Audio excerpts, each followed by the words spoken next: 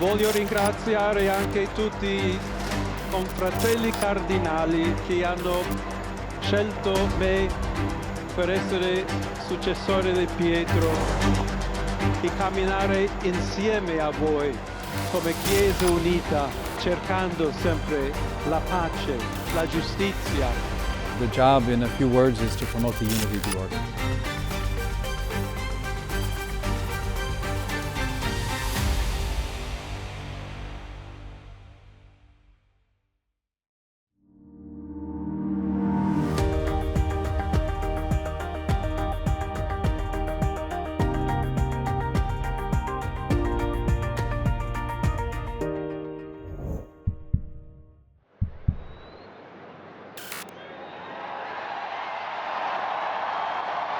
Annuncio vobis gaudium magnum. Habemus Papam, Dominum Robertum Franciscum, Sancte Romane Ecclesiae, Cardinalem Prevost. I think that the word I use is joyous disbelief. That my heart was so filled with joy when I heard Roberto, Francesco. Immediately I knew it was going to be Prevost at that point. Such joy that there was this gasp, took my breath away. And then tears of joy. I was surrounded by strangers crying tears of joy for my brother.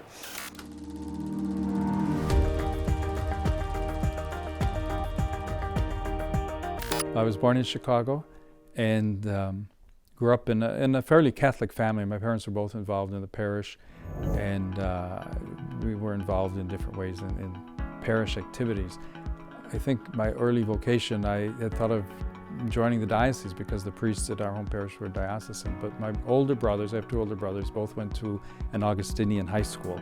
And I got to know the Augustinians because of their own academic work, if you will, in high school, and eventually decided to go to the Augustinian seminary. The Augustinians have a fairly strong presence in the United States, specifically in the Chicago area, so I came to know the Augustinians that way. I went to an Augustinian university, Villanova University in the States, and things kind of just carried out in a natural way from there, I would say.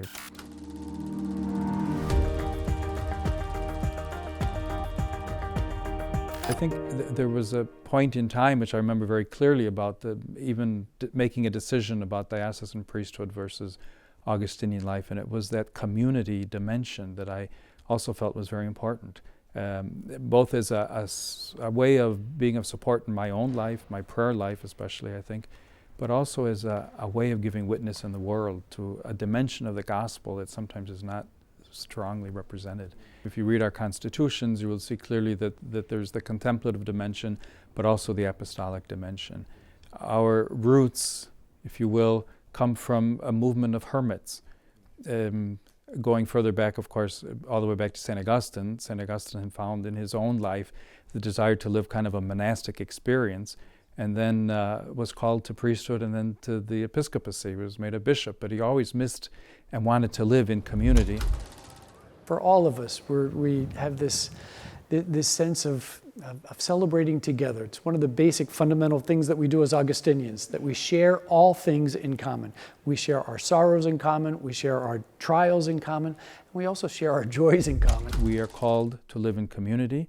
There is a contemplative dimension to our life. The dimension, if you will, of prayer in our lives is very important. It's an essential part of our daily lives. And at the same time, we are called to do apostolic work. And while there's no specific apostolic work that we feel we must dedicate ourselves to, all Augustinians in one fashion or another are called to do apostolic work as well.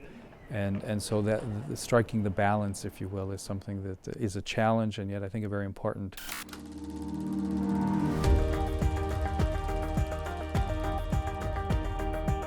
In a few words, our charism is living in community life to promote a spirit of community and communion in the world. And so we do that in responding to whatever the greatest needs of the church are wherever we're working. We almost always live in community. There's a few exceptions, of course, but we live community life, we pray together in community, and we offer the witness of community as a way of saying to the world, this is something that the gospel can offer to you.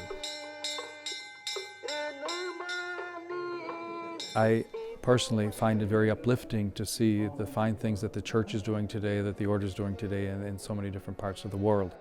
We've made specific commitments in recent years to, if you will, the struggle for human dignity, working with the poor in Africa, strengthening some of our missions there, and at our most recent general chapter to make a new commitment to building up the church in Asia, which is, I think, a new and important frontier for the whole church today. We have universities, many high schools throughout the world. We also work in parishes in most of the countries where we are working in mission, and then different kinds of missionary activity in areas, in some cases, where the gospel is being preached, if you will, for the first time, or in other areas where the gospel has been present for centuries. And we have significant growth in the order in, if you will, the southern hemisphere, certainly in Africa, in Latin America, and in Asia. And so in some areas, again, there's growth, and new signs of life for the church, and also for the order, therefore, and some challenges before us also, as we do face challenges of diminishing numbers in some parts where the order, some parts of the world where the order is working. I believe very much in, obviously, the church, but in what the order is doing and what our life is about. So there are times when it can be tiring. There's times when part of the job is difficult, but I believe very much in the mission that we have as Augustinians. I believe in the mission of the gospel, and I'm happy to be a part of that.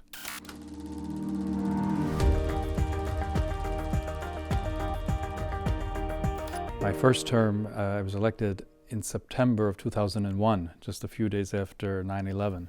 Since that time, I have been fulfilling the office of Prior General Superior General of the Order of St. Augustine, which is an order that has a long history, and I think a rather fine history in the church. The job, in a few words, is to promote the unity of the order, to be responsible for everything that goes on in the life of the order. We are about 3,000 men, priests mostly, and brothers, and we work in 49 different countries.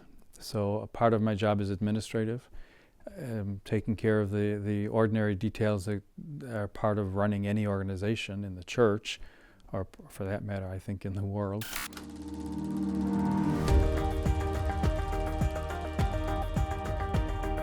Around the time of the foundation of the mendicant orders, the Dominicans and the Franciscans earlier than ourselves, there was desire of some of these hermit groups to come together and to form, if you will, a larger order.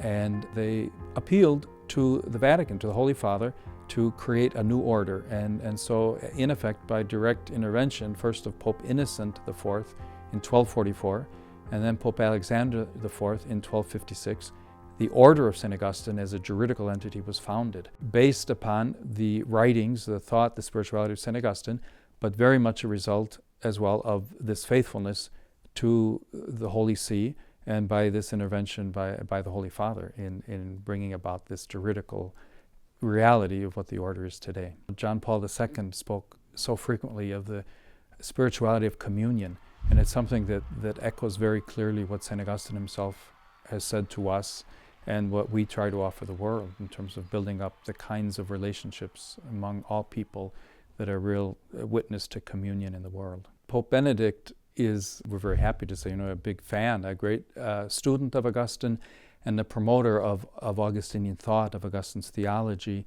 and of Augustine's spirituality. I first met Cardinal Joseph Ratzinger when he was prefect the Congregation of the Doctrine of the Faith, when he came here to the Augustinianum. I think Augustine attracts him. He spoke very subtly but beautifully about how Augustine was a man who wanted to dedicate his life to study and was called to serve the needs of the church. And it's almost as if Pope Benedict, when he said that, was reflecting in his own life what happened to Augustine, how he himself, as he crossed the age of 75 and then 78, was hoping to dedicate the rest of his life to study and was called to serve the church as universal pastor, as our Holy Father. He had a very good relationship with Pope Francis. Pope Francis is the Pope who called, at that point, Father Prevost to be a bishop in Chiclayo, Peru.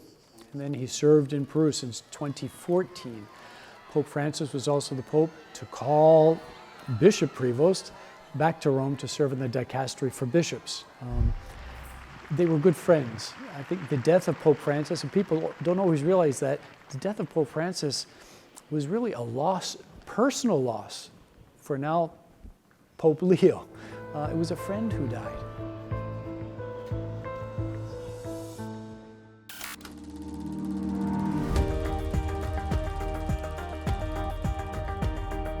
In parts of Europe, where, especially I would say in Germany, Northern Europe, where the Reformation would have had a stronger impact, including not only on religious life, but even in terms of Christians. And it was frequently tied in with political forces as well. The order did lose many members, whereas in other parts, not at all. The order continued very strong in the Mediterranean portions of the world, of Europe, if you will, Italy and Spain primarily. And there was a great missionary impulse in the order as well, moving out to newly discovered territories. Augustinians were the first missionaries to go to the Philippines, for example. We had a presence in the mid-1500s already in Latin America. So while we were very much affected in Northern Europe, the fact of Martin Luther and the Reformation, at the same time, I think in other parts of the order we were strengthened. One of the leaders of the Council of Trent, a very significant one, was also an Augustinian. And so there was, I think, a response on both sides in a very positive sense.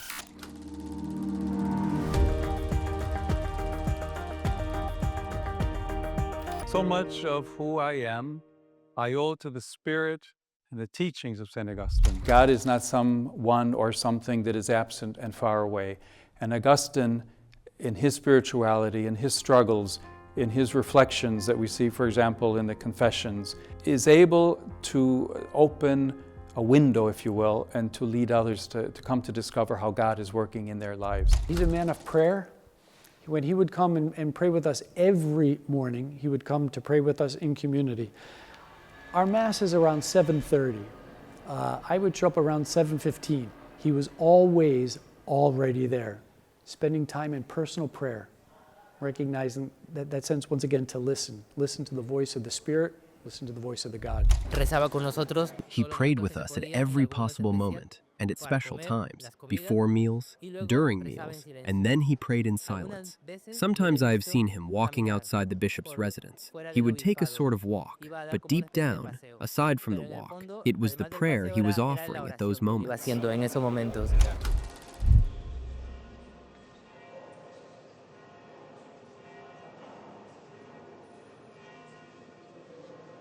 Those of you who are about to begin this ordinary general chapter, that you will be given indeed not necessarily the gift to understand or speak all languages, but the gift to listen, and the gift to be humble, and the gift to promote unity within the order and through the order throughout the Church and the world. Ascolto, umiltà e unità. Ecco, 3 suggerimenti spero utili che la liturgia vi dona per questi prossimi giorni. He's a man, my experience of him is he is a man that listens. He recognizes the importance of listening first, then thinking, and then acting. So first he says we have to listen. What's going on? Listen, think, and then act. Our hearts are restless until they rest in you. And it's that restlessness, I think, that Augustine would say kind of spurs us onward and encourages us to continue to grow in faith and in the experience of searching for God. Augustine was a constant searcher. Augustine was a man who was never satisfied. And all through the course of his life, you can see it, especially if you read the Confessions. You discover in Augustine this restlessness, this sense of looking for more, this sense of, now that I've found the answer to this question, there's more questions, and I have to keep looking. So in a very real way, and something I think that speaks to people today, which continues to make Augustine relevant for the world of today, is this restlessness and the beauty of human experience. Augustine was not afraid of, he did not run from any dimension of what humanity is about. And he writes very beautifully about how God reveals God's love, God's presence through our humanity. Augustine will say you must look inside your own heart where God is present, where God's love has touched your life, to see how God continues to be present to you. That's been my spirituality for many years.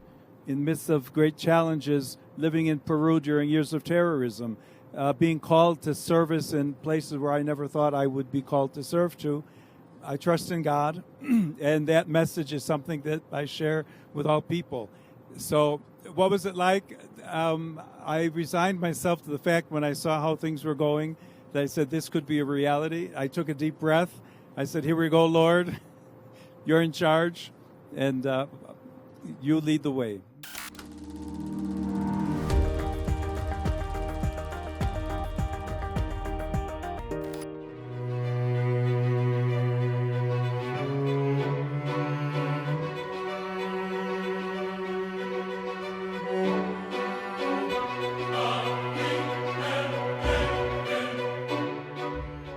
Personally, I've only been working in the Vatican for about a year and a half. I have great appreciation for their respect, for the formation they receive, for what their presence, especially as the guard of the Holy Father, which gives great, if you will, security on many levels. Again, once again, from the tradition as well as from their presence in every moment, the Pope's travels, the Pope's residence, the Pope's movement. I have the privilege of having contact with them frequently because of my meetings with the Holy Father, and I have great respect for how they are prepared, how they are formed, and how they give their lives in service.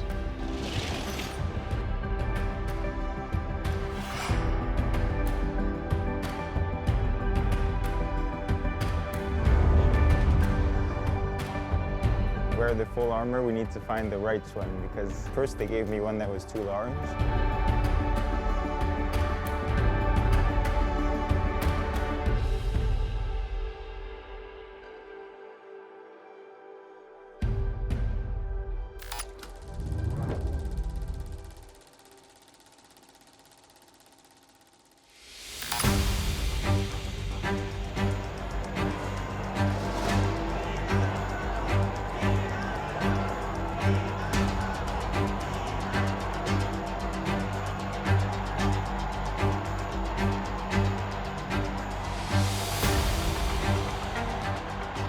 Para nosotros era algo que lo deseábamos.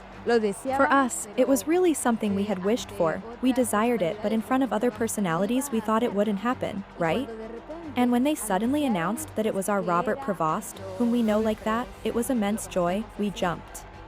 I was at that moment in the parish of St. Anthony of Padua of the Franciscans Friars, and the fathers ran to ring the bells. I was present, and really everything erupted in Chiclayo. Presente y realmente todo se destapó en Chiclayo.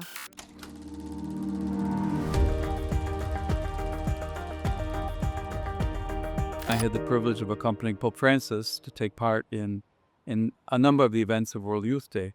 And there are thousands and thousands of young people who are looking for some kind of experience that will help them live their faith. And I think that has to come first anyway. Our priority cannot be looking for vocations. Our priority has to be living the good news, living the gospel, sharing the enthusiasm that can be born in our hearts and our lives when we really discover who Jesus Christ is, and when we continue to walk united with Christ in communion with one another in that friendship with the Lord, understanding how great it is to have been given that gift. It is true that in some parts of the world right now, for many different reasons, there are fewer vocations than there were in the past. It's a concern, but I don't think that's the primary concern. I think that sometimes if we learn how to live our faith better and learn how to invite and include others, especially young people, in the life of the church, that there will continue to be some vocation.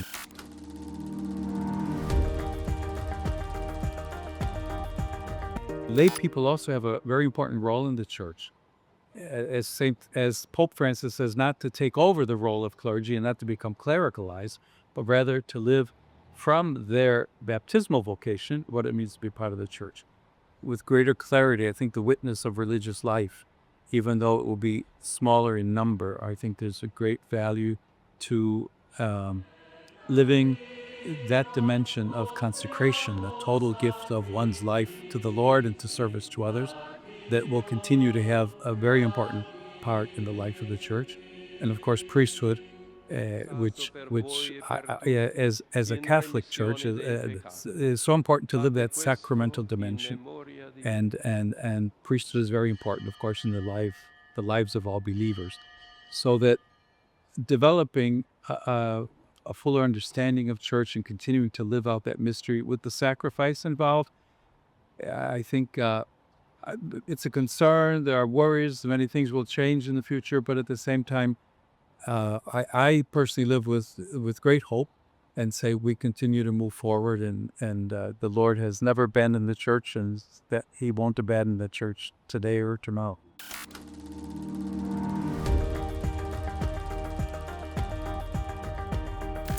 And while the idea of looking for new responses to new situations in a world which certainly has changed, Pope Francis reminds us at various occasions, he has said it, we're not living, in an epoch of change. We're living a change of epochs and new times, totally new times.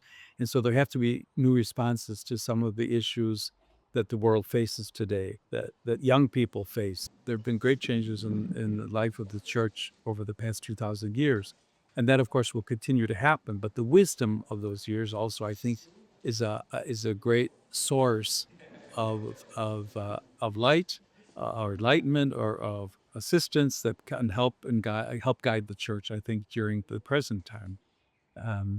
We should neither throw everything out and say we have to do this all over again, nor should we become, in an ideological way, say this is the way it's always been and we can't change anything. I think that too is a big mistake. So that would sort of be my response to that. I think we have to be open to change. We have to be open to seeing new ways of doing things. But we also have to be respectful of many wonderful traditions that have grown up in the church through the years.